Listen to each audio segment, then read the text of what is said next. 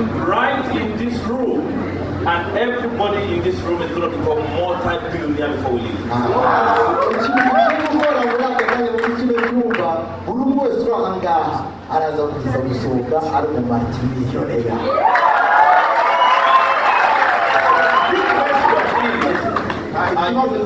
Are you ready to pay the price?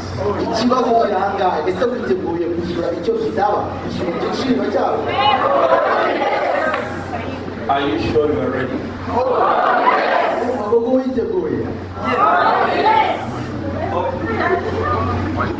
You are going to drop your phones. Remember,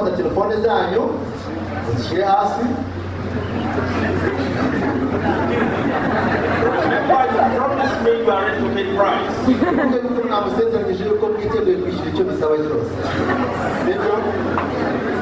are going to drop your phones, drop your pen. You are going to put your hands together like this.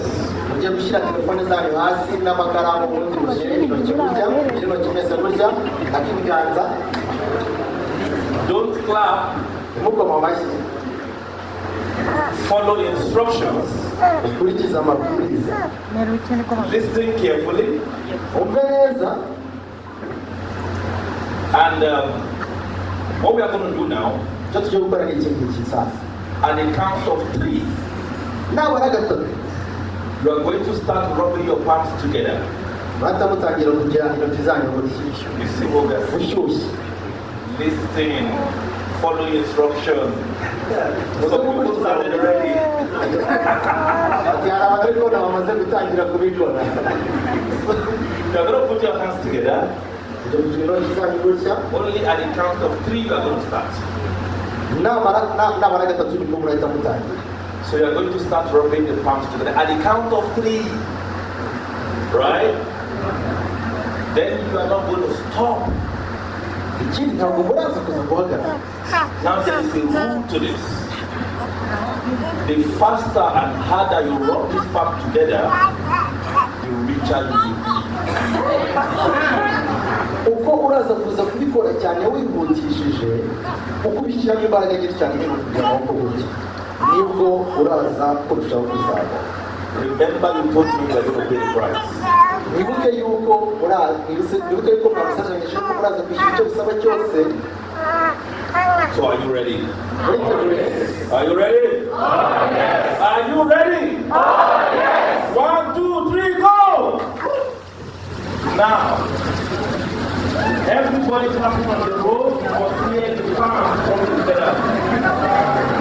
You must do it so fast. Remember, the faster you do it, the richer you become.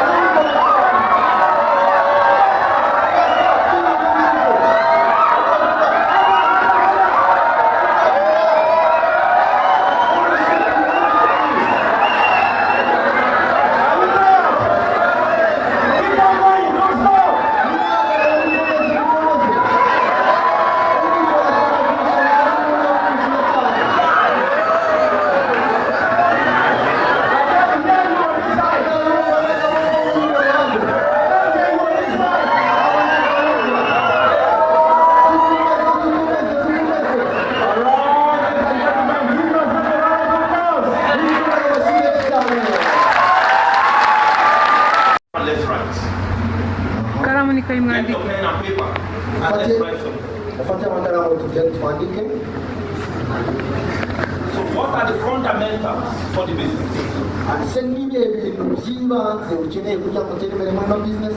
What will you do if you want to really succeed in this business?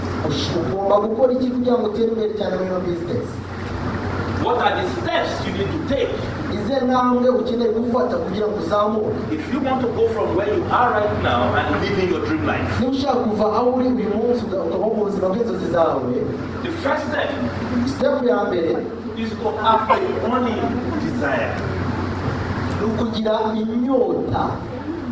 Every man who has accomplished anything great in their life abantu bose bagiye batera imbere mu buzima bakagira bidasanzwe are a product of their own desire. kuko byavugaga kuba bafite inyota cyane yo kuba There must be something very important and dear to you that drives you every day. hari ikintu muri wowe kiba kikurimo kigutwara buri munsi. It might be your family. Mu muryango wiwe.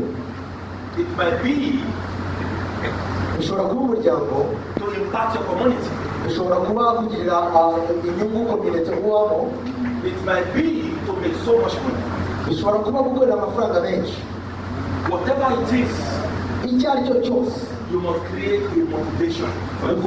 Ugomba kugira ikintu kigutera imbaraga kugira ngo ukore business. As far as I've learned in this business, ikintu gikomeye cyane yize muri no business, there are always going to be bad days and good days. hari igihe hazabaho ibihe byiza ndetse n'ibihe bibi. And your desire has to be strong enough. ariko impamvu yatumye utangira business igomba kuba yo ikomeye. So that is the only thing that will push you from quitting. icyo nicyo cyonyine kizatuma waba utabivamo. Number 2, be coachable. ikintu cya kabiri ni ukuba coachable, ni ukugira no You must be willing to truly listen and follow the guidelines of the mentor with a lot of focus. ugomba kuba ufite ubushake bwo kwiga, ubushake bwo kumva kugira ngo ukurikize inama aho mentor bawe baguhereza. My mentor once said, mentor y'umunsi umwe yaramubwiye, if you are willing to learn, niba ufite ubushake bwo kwiga, there is a lot of people available to help you. hari abantu beza cyane biteguye But kugufasha. if you are not ready to learn, ariko niba utiteguye kwiga, nobody will be there to support you. nta muntu n'umwe uhari kugira ngo agufashe. So for you to succeed in the business, kugira ngo utere imbere muri business, you must be coachable. ugomba kuba witeguye You must kwiga. have a good listening and learning attitude. ugomba kugira umuco mwiza cyane wo kwiga ndetse no kumva. So be willing to learn. gira ubushake bwo kwiga rero. No training is too small. nta training n'imwe ntoya ibaho. No training is too big. nta training n'imwe nini ibaho. Make training the bedrock of your business. gira training urutirigo mu rwa business yawe. Make learning the most important part of your business. gira training kimwe mu bintu bikomeye cyane, igice gikomeye cyane muri business yawe. The true success that you will enjoy in this business success ikomeye cyane uzagera muri no business will not only be the money that you are going to make, ntabwo ari amafaranga gusa uzakorera, will not be the house that you are going to build, ntabwo ari amazu uzubaka, will not be the car that you drive. ntabwo ari amamodoka uzatwara. Remember, when I don't have a car, ivuga igihe atarafite imodoka, I'm always wishing how I wish I can have a car to drive. True or true? True. iyo udafite imodoka uhora wumva ufite ubushake bwo kugira ute bwo kugira iyo modoka. But today I am confused. Which car am I taking out? ariko uyu munsi abari kwibaza ese ndagenda mu yihe modoka. Right? Right. So, I was struggling to pay rent before. byaramugoraga cyane kwishyura ubukode. Now I have houses uyu munsi afite amazu menshi, and I'm building houses ari no kubaka ayandi mazu to menshi sell to people. kugira ngo acuruze ku bantu. You now realize uri guhita ubibona neza yuko that those things ibyo bintu are just materials. ni ibikoresho. And as you grow, hanyuma uko ukomeza kugenda ukura, they will become immaterial. hari ibindi bintu noneho uzakenera They will become very less important. bizaba ari ibintu bisanzwe. amamodoka, amazu bizaba ari ibintu bisanzwe kuri wowe. So you now know that it is not about what you have, it's about who you become. nawe uzisanga rero atari ibyo ufite, ahubwo icy'ingenzi ari uwo uri kuba we. It's about the impact you can make. bizaba ari akamaro uri kugirira It's abantu. about the influence that you can create in the life of others. bizaba ari akamaro uri kugira abantu, uzaba uri kugirira That's abandi what you bantu. focus. icyo ngicyo ni cyo gufocus. And that is what learning will do. icyo ngicyo ni cyo kwiga It bizakuza. will awaken the right person that is lying inside of you. bizabyutsa wa muntu mwiza uri muri wowe, That you become somebody of real value ku buryo uzaba umuntu w'agaciro, that can take an ordinary person, ku buryo wafata umuntu usanzwe assure them, ukamukomeza and guide them to success. kugeza umugejeje mu gutera imbere. So the true wealth ubukire rero bwa nyabwo is about who you become. ni uwo uba n'uwuriwe. And that's why you must make learning Icyo mpamvu niyo mpamvu rero ikomeye cyane mukeneye kwiga. very important. Icyo mpamvu mukeneye kwiga cyane. The next, have the willingness to put in the work. Icya gatatu ni ukugira ubushake bwo gukora. You cannot put in Ntabwo ushobora a minimum wage effort gushyiramo imbaraga nkeya muri business and expect hanyuma ngo witege the result of a CEO. witege umusaruro mwinshi cyane w'abasiyo. You cannot put in a janitor's effort Ntabwo ushobora gushyira imbaraga nkeya muri business and expect the result of a CEO. hanyuma ngo witege umusaruro w'abasiyo. So if you want to build this business, Niba ushaka rero kubaka ino business you must build a strong work ethics. ugomba kubaka amahame akomeye cyane yo gukora. You must show up regularly. Ugomba kugaragara buri munsi.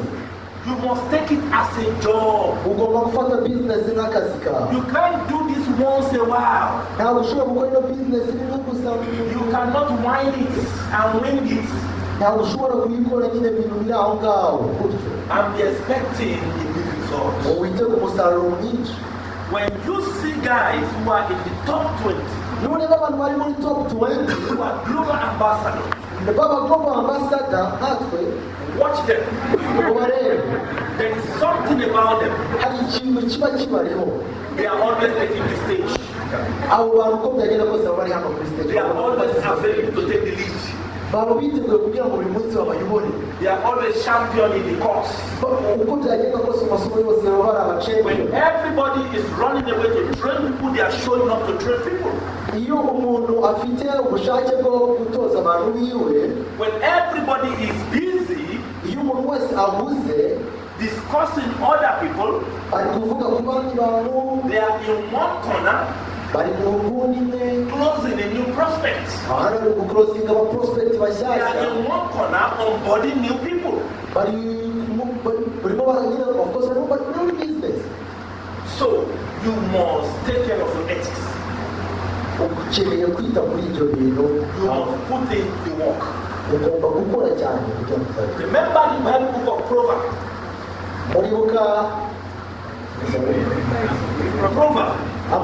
Bibiliya mu migani It says a little sleep, baravuga ngo ibitotsi a little slumber. A little sleep, a little slumber. umugani uvuga The staggering of mind. Poverty will strike you. It means bisobanuye ko mwatumvishe. if you join this business, Nutangira ino business, if you join this business nutangira iyi business and you are not committed to building the business, ariko ukaba utiteguye kuyubaka, you are setting a path for failure. urimo wagiye mu kugira ngo utsindwe. So when people tell me offline, I'm not making money, Iyo umuntu namubwiye ngo wakore nta mafaranga ndimo ndakorera, I only ask questions. aramubaza Show me what you have done yereka ikintu wakoze in the last 30 days mu minsi mirongo itatu ishize that makes you expect money in the business. cyatuma witega amafaranga muri ino business. And you realize many people cannot show you what they have done. Abantu benshi baranga ntabwo bashobora gukora icyo bakoze. Ladies and gentlemen, abagabo bene data, you cannot sow corn. You cannot sow corn. Ntabwo wahinga. Maize. Yes. You cannot sow maize.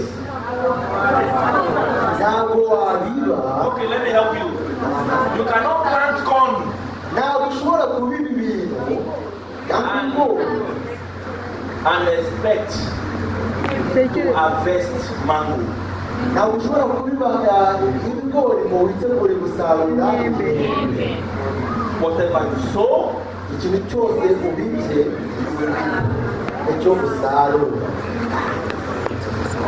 if you commit little time to do your business, Mushyira imbaraga nkeya cyane mu gukora business, you will reap very little. uzabona umusaruro mukeya.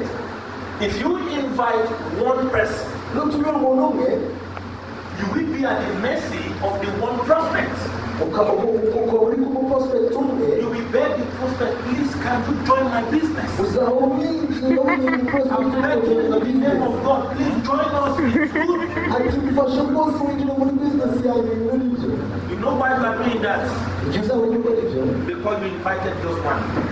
uri gutumira umuntu umwe But if you invite 20 ariko nutumira abantu makumyabiri and 2 or 3 says, oh, this is networking, I am not interested, abantu babiri cyangwa batatu bakavuga ati ibyo bintu wapi kabisa what will you do?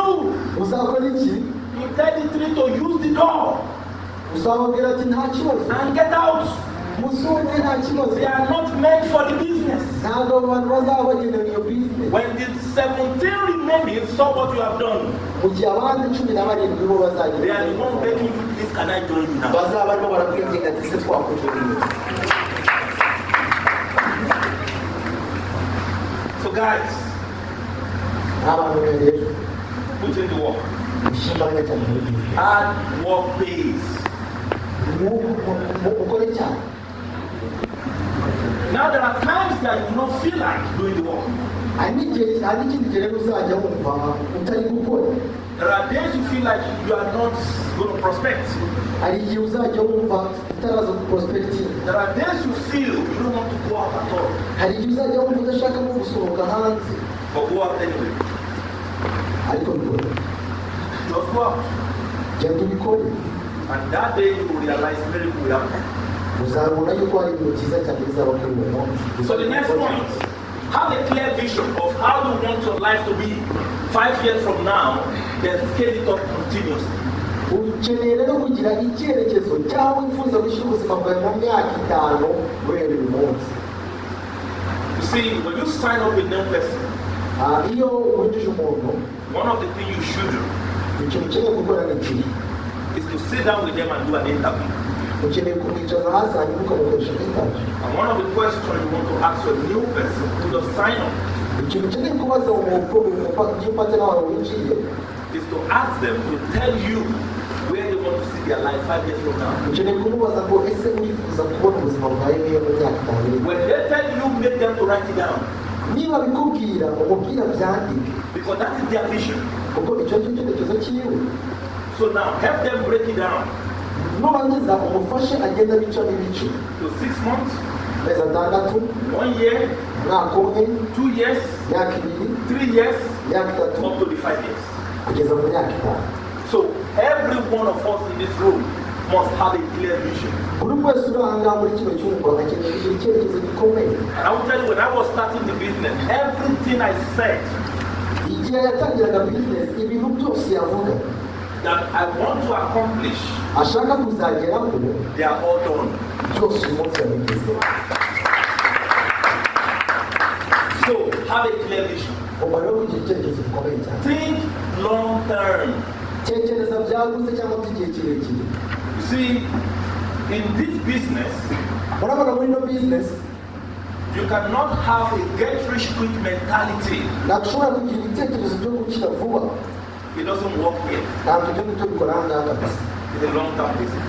iyi ngiyi ni bizinesi yo gutekereza by'igihe kirekire Every adventure of a man buri kintu cyose cy'umuntu that is worth something of real value today cy'agaciro gakomeye cyane is something that has been built for 20, 30, and 40 years and above. ni ikintu yubatse mu myaka igera muri 20-30 bityo Bill Gates started building his empire Bill Gates yatangiye kubaka impaya yiwe in the 70s. muri za 70. Can you see how big it is today? urabona uburyo uyu munsi Bill Gates afite impaya ikomeye As Bill Gates stopped building Microsoft, igihe rero Bill Gates yatangiye kubaka Microsoft he's still expanding the business. nubwo rero cyari uyu munsi bizinesi iracyakora Elon Musk, Elon Musk Mark Zuckerberg, Mark Zuckerberg they have invested ample period of time in their business. bashoye amafaranga ariko by'igihe kirekire muri bizinesi So success in business takes time. gutera imbere rero muri bizinesi bifata igihe Don't rush. bituruka Take it a step at a time. fata intambwe imwe mu gihe runaka So have a long-term vision. ugomba kugira icyerekezo cy'igihe kirekire Take 10 years. imyaka 10 Take 20 years. tekereza mu myaka 20 between 30 years, tekereza mu myaka 30 and you will see the results. The reason why many people are giving up so soon impamvu abantu bajya bacika intege vuba was because they had a short expectation.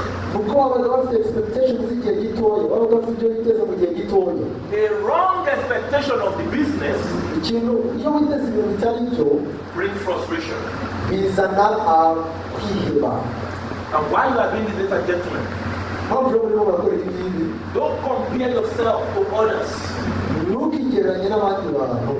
One of the major challenges that we face ikintu gikomeye cyane muzahuramo is that distributors compare themselves to other people.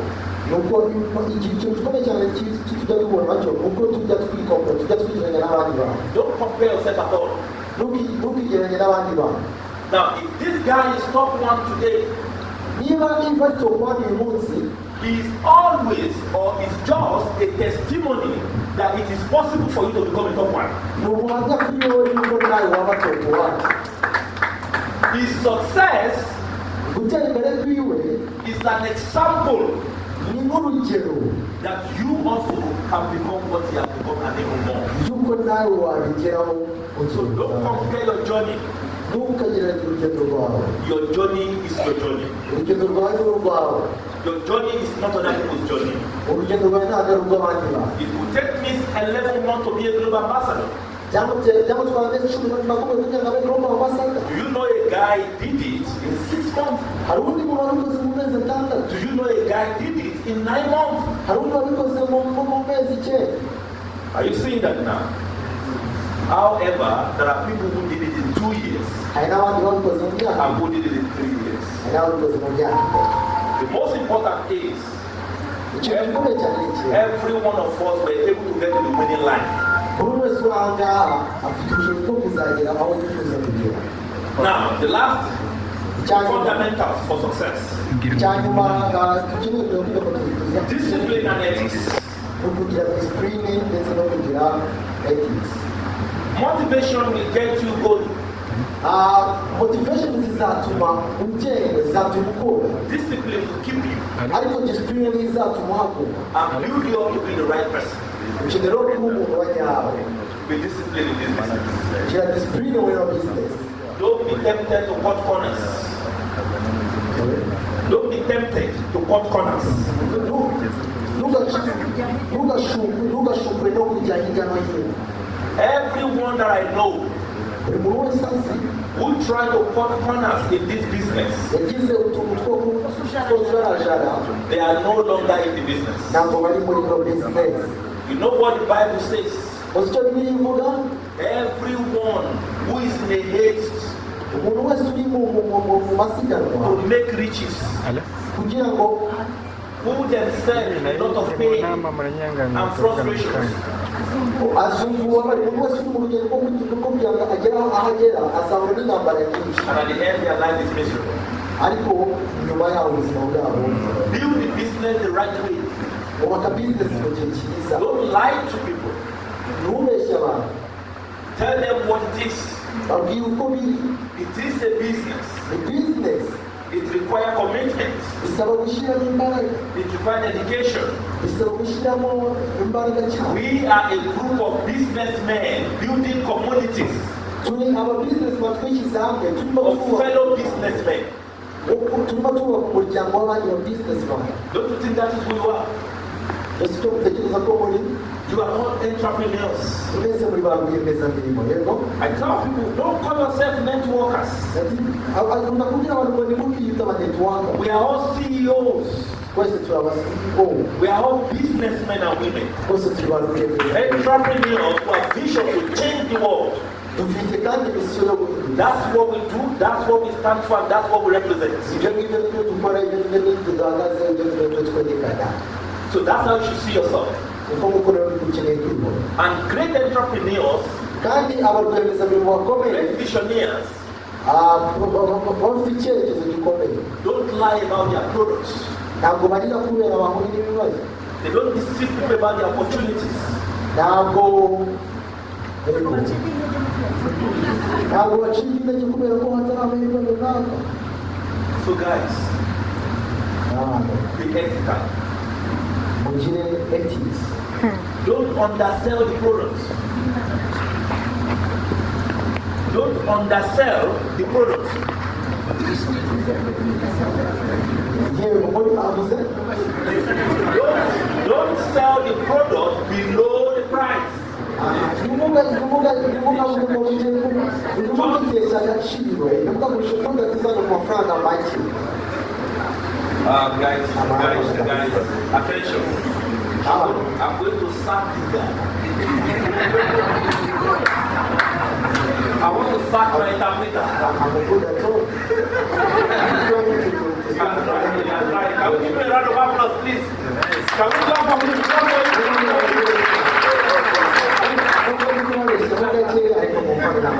He's really trying. He's struggling.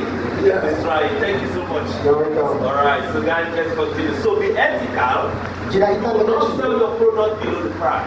ntugatesha agaciro ibintu byawe. When your downline trusts you niba umupatina wakwizeye and give you prospect money, azaguhereza amafaranga yo prospect, don't be tempted ntuzamutenguhe to borrow little kugira ngo ujye kuyakoresha in an attempt to replace it later. ngo ujye kuyakoresha ibindi bintu uzawuyashyiraho. Replacing it later never come true. ntabwo gukoresha amafaranga y'abandi muzayashyiraho bijya biba. You usually spend the rest of the money. icyo biba ni ukujya tugasigara amafaranga yose. And that has put a lot of people into a lot of problems. ibyo ngibyo rero byashyize abantu benshi cyane mu bibazo. See, our profession iyi industry yacu rero is one of the best profession in the world. ni imwe muri tuze nziza cyane. But because of ethical issues, ariko kubera ko twagize amahame the reputation of our industry is stained. It's damaged. ariko kubera ko hari ibintu bibi bigiye bitandukanye twagiye dukora, hari business yacu itagaragara neza. Are you not seeing that in Rwanda? ntabwo mujya mubibona. When you talk to people, they say, no, I'm not interested, it's a scam. wabwira umuntu business akavuga ati ibi bintu hafi kabisa.